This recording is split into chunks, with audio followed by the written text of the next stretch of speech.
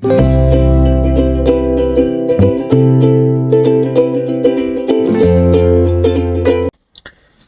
hello, salam sejahtera Malaysia. Selamat datang ke channel Vels Lifestyle. Terima kasih kerana terus setia dan terus bersama di dalam channel ini.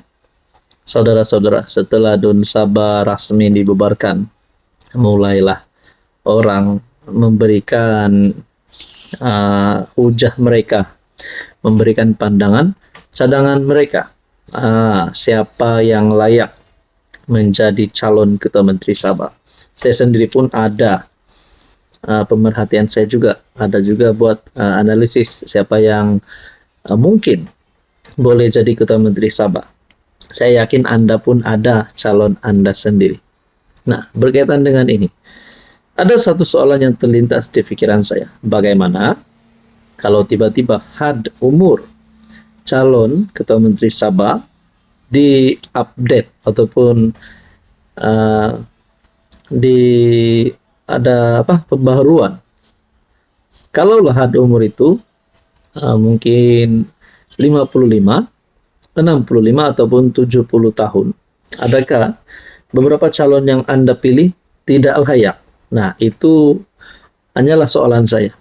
Jadi saya mempersediakan 3 peringkat umur ini, 55, 65, dan 70. Oke, sebelum saya teruskan, saya perkenalkan kepada Anda. Ini adalah terapi imun transfer factor. Kepada Anda di luar sana yang ada masalah penyakit, masalah kesehatan, sakit pinggang, sakit paru, sakit lutut, kencing manis, kolesterol darah tinggi, gout, gastrik. Mungkin terapi imun adalah jawaban kepada doa Anda. So, kepada Anda di luar sana yang ingin mendapatkan tips tentang terapi imun, Anda boleh menghubungi saya. Nah, saudara-saudara, saya tanya rakan saya. Perbandingan 3 had umur calon Ketua Menteri Sabah. Nah, ini maklumat yang saya dapat daripada kawan saya. Pertama, umur 55 tahun.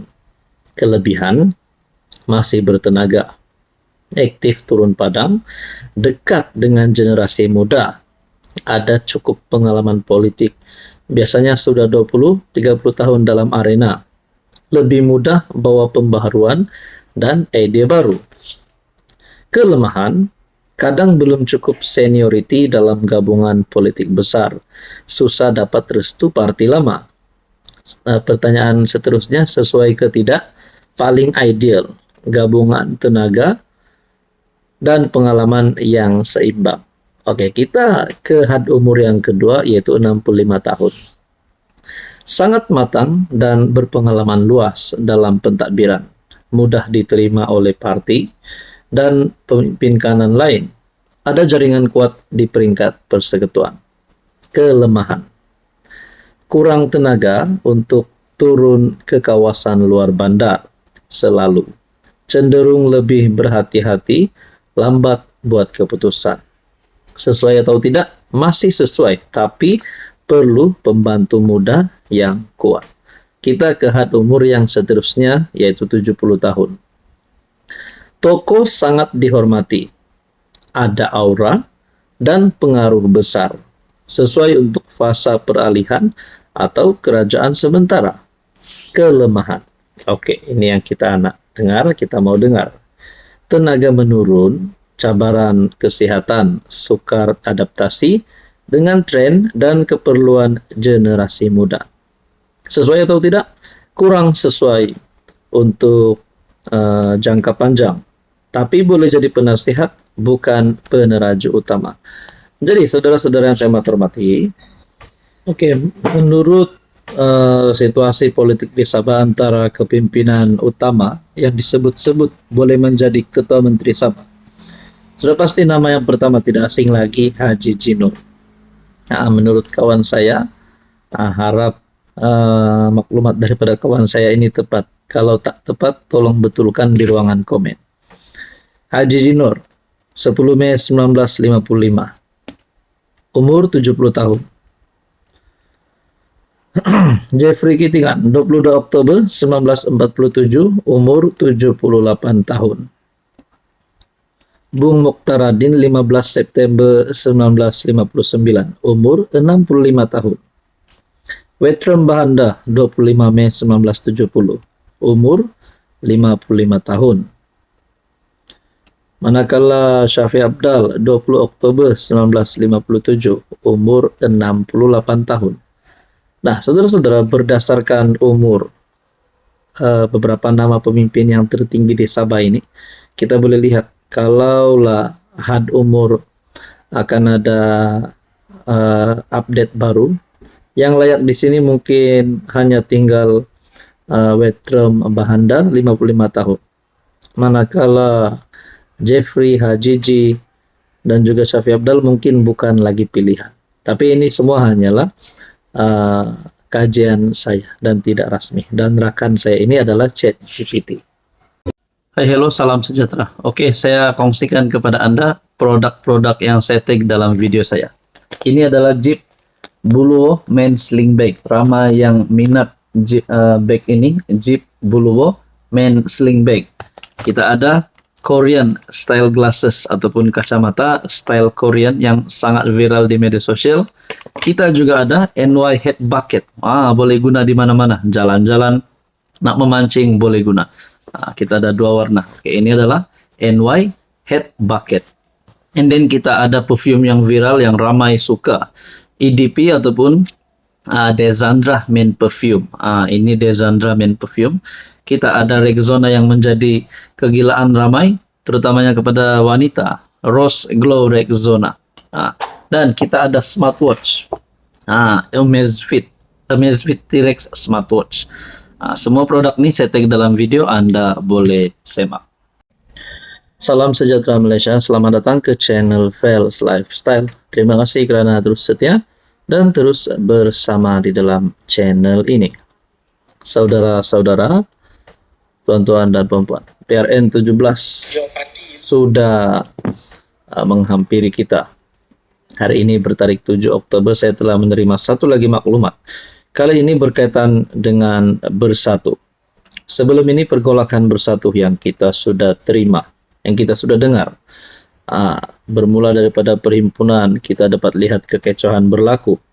Dan disusuli pula dengan berita sebelum ini, ahli parlimen wakil rakyat bersatu yang berpaling tada.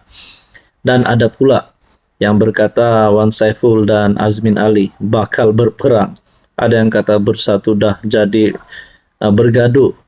Pergolakan bersatu, satu demi satu timbul yang menimbulkan mungkin pembawaan yang tidak baik kepada bersatu sehingga penyokong-penyokong dan rakyat mulai hilang keyakinan. Nah, satu lagi berita, bersatu bergolak. Kenapa bayang-bayang skandal lama muncul kembali? Oke, sebelum saya teruskan, izinkan saya untuk memperkenalkan kepada Anda. Ini adalah terapi imun transfer factor. Ini 90 kapsul, ini 60 kapsul. Saudara-saudara, mungkin kepada Anda di luar sana yang ada masalah kesehatan, penyakit berulang, masalah gout, gastrik, kencing manis, diabetes, kolesterol darah tinggi, sakit bahu, sakit sendi, sakit lutut, dan apa sahaja masalah penyakit yang Anda alami. Mungkin transfer factor adalah jawaban kepada cita-cita doa Anda untuk sembuh semula. Sekiranya Anda ingin mendapatkan tips tentang terapi imun, Anda boleh menghubungi saya. Parti Bersatu kini berdepan badai dalaman paling getir sejak penubuhannya. Tuduhan yang dilemparkan oleh Wan Saiful terhadap Setiausaha Agung Parti Azmin Ali mengaitkan beliau dengan video seks yang pernah menggoncang politik Malaysia pada 2019 membuka semula lembaran lama yang ramai sangka sudah terkubur. Namun di sebalik tuduhan dan penafian itu terbit persoalan besar. Siapa yang sebenarnya sedang digoncang dan siapa yang mahu menggoncang? Video semburit sendakan yang dahulu menjadi simbol kejatuhan moral dan perebutan kuasa kini kembali menghantui pemain-pemain politik utama. Penyokong dan penentang bersuara, tuduhan dan serangan balas berterusan. Dan parti yang satu ketika melawangkan semangat perpaduan kini berpecah dua. Adakah ini sekadar episode lama yang berulang atau tanda bahawa kuasa dalam bersatu sedang disusun semula dari dalam? Nah, ini saya dapat daripada kinitv.com. Nah, adakah dengan ini Muhyiddin sebagai presiden bersatu dalam bahaya? Adakah ini boleh memberi kesan kepada status Muhyiddin sebagai presiden bersatu dan sekali dengan pengurusi Perikatan Nasional? Adakah ini boleh menyebabkan pembubaran bersatu sebelum PRU16? Adakah ini boleh menyebabkan perpecahan terbesar dalam parti bersatu? Nah, saudara-saudara, berkaitan isu ini, Anda boleh memberikan pandangan dan komen Anda. Sekiranya Anda setuju Muhyiddin keluar bersatu, tubuh bersatu baru bersama dengan Kem ataupun rakan yang setia bersama Muhyiddin, Anda boleh komen di bawah. Setuju. Kalau Anda tak setuju, Anda boleh berikan cadangan kepada Muhyiddin supaya bersatu terus dapat menjadi parti yang bersatu.